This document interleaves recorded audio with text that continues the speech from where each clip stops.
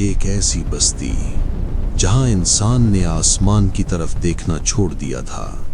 जमीन पर सिर्फ लालच, ताकत की हवस और अंधेरों पर हुक्मरानी का ख्वाब बाकी रह गया था। ये कदीम बाबुल का शहर था।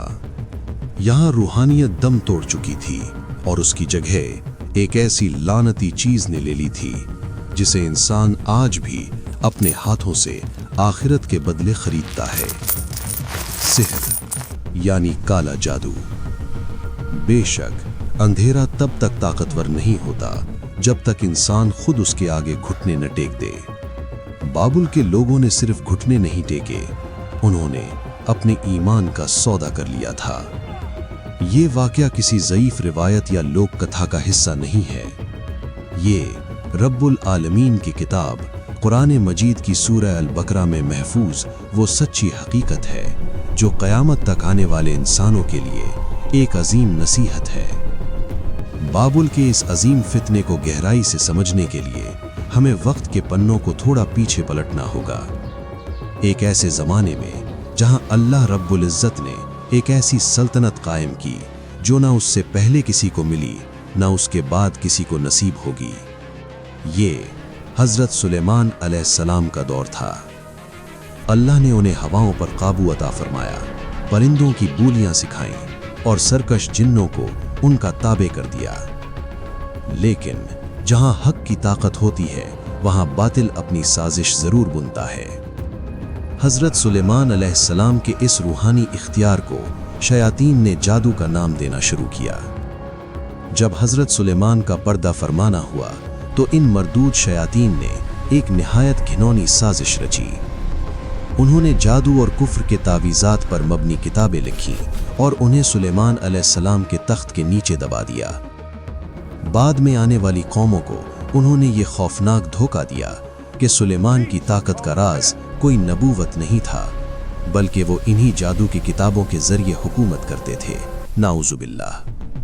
तब अल्लाह ताला ने आसमान से सूरह अल बकरा की आयत 102 नाजिल फरमाई और अपने नबी की पाक दामनी का दिफा किया। और उन्होंने उस चीज़ की पैरवी की जो शयातीन सुलेमान की हुकूमत के ज़माने में पढ़ते थे। और सुलेमान ने कुफ्र नहीं किया, बल्कि शयातीन ने कुफ्र किया। वो लोगों को जादू सिखाते थे। अल्लाह ने हमेशा के लिए ये हकीकत वाज़े कर दी, जादू सीखना और सिखाना खालिस कुफ्र है और अल्लाह का कोई नबी कभी कुफ्र नहीं कर सकता। सोचिए, इंसान कितना जल्दी अल्लाह की कुदरत को भुलाकर झूठ के पीछे भागता है। जब उसे अल्लाह की रहमत पर यकीन नहीं रहता तो वो शैतान के फरेब में अपनी आखिरी उम्मीद ढूंढने लगता है। बाबुल के लोगों ने भी यही खता की। बाबुल का शहर इस वक्त जादू और शैतानी अमलियात का मरकज बन चुका था। ऐसे ज़माने में अल्लाह ताला ने अपनी हिकमत से इस कौम को एक अजीम आजमाइश यानी एक बड़े फितने में डालने का फैसला किया। अल्लाह ने 2 फरिश्तों को बाबुल की सरजमीन पर उतारा। उनके नाम थे हारूत और मारूत। यहाँ एक बहुत बड़ी गलतफहमी को जड़ से ख़त्म करना ज़रूरी है। सदियों से मनगढ़ंत कहानियों के ज़रिए ये फैलाया गया कि हारूत और मारूत ने ज़मीन पर आकर गुनाह किए और उन्हें सज़ा दी जा रही है। ये सब मुकम्मल झूठ और बातिल है। फरिश्ते मासूम होते हैं, उनमें गुनाह करने की सलाहियत ही नहीं होती। हारूत और मारूत बाबुल में सिर्फ एक फितना यानी एक आजमाइश के तौर पर भेजे गए थे।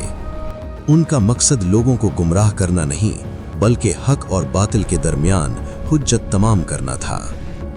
कुरान इस मंजर को इतनी गहराई से बयान करता है कि आज का इंसान भी इस आजमाइश की शिद्दत को महसूस कर सकता है। जब भी कोई शख्स उनके पास आकर जादू सीखने की ख्वाहिश जाहिर करता तो वो फरिश्ते उस पर एकदम वाजे कर देते थे, हम तो सिर्फ एक आजमाइश हैं, लिहाजा तुम कुफ्र मत करो। ये अल्लाह का कितना बड़ा इंसाफ था। आजमाइश भी भेजी तो साथ मुकम्मल चेतावनी भी दी। लेकिन इंसान की फितरत, तकब्बुर, लालच और दूसरों पर गलबा पाने की हवस। बाबुल के लोगों ने इस नसीहत और तंबीह को ठुकरा दिया। उन्होंने ईमान के बदले कुफ्र का सौदा कर लिया। आपको क्या लगता है, उन लोगों ने सबसे ज्यादा किस चीज का जादू सीखा होगा? दौलत का, बादशाही का या दुश्मन को मारने का? नहीं, कुरान बताता है कि उन्होंने जो सबसे तबाहकुन चीज सीखी उसने इंसानी मुआशरे की बुनियाद हिला दी।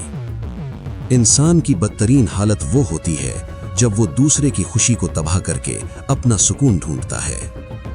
कुरान फरमाता है, फिर लोग उन दोनों से वो जादू सीखते जिसके जरिए शौहर और बीवी के दरमियान जुदाई डाल दें। मियाँ और बीवी का रिश्ता अल्लाह को सबसे ज्यादा महबूब है और शैतान को सबसे ज्यादा खुशी उसी वक्त मिलती है जब एक घर टूटता है।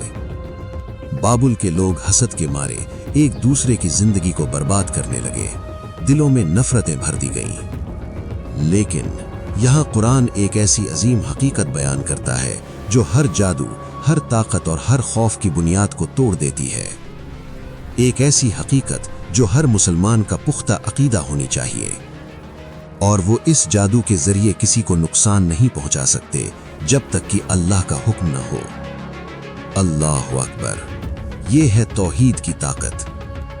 जादूगर चाहे कितने ही तावीज़ात लिख ले, वो एक पत्ते को भी नहीं हिला सकता जब तक कि अल्लाह की इजाजत ना हो। जो शख्स ये जानता है कि असली कुदरत सिर्फ अल्लाह की है, वो कभी किसी जादूगर या किसी अंधेरी ताकत से खौफजदा नहीं होता। उसका सब्र और उसका ईमान ही उसकी सबसे बड़ी ढाल बन जाता है। बाबुल के उन लोगों को आखिर इस जादू से क्या मिला? दुनिया की चंद रोजा झूठी ताकत, लेकिन इसके बदले उन्होंने क्या खोया? कुरान इसका फैसला सुनाता है। उन्होंने वो चीज सीखी जो उन्हें नुकसान देती थी, और जिसने इस जादू का सौदा किया आखिरत में उसका कोई हिस्सा नहीं। ये सिर्फ कदीम बाबुल का किस्सा नहीं है, ये आज के इंसान का भी आईना है।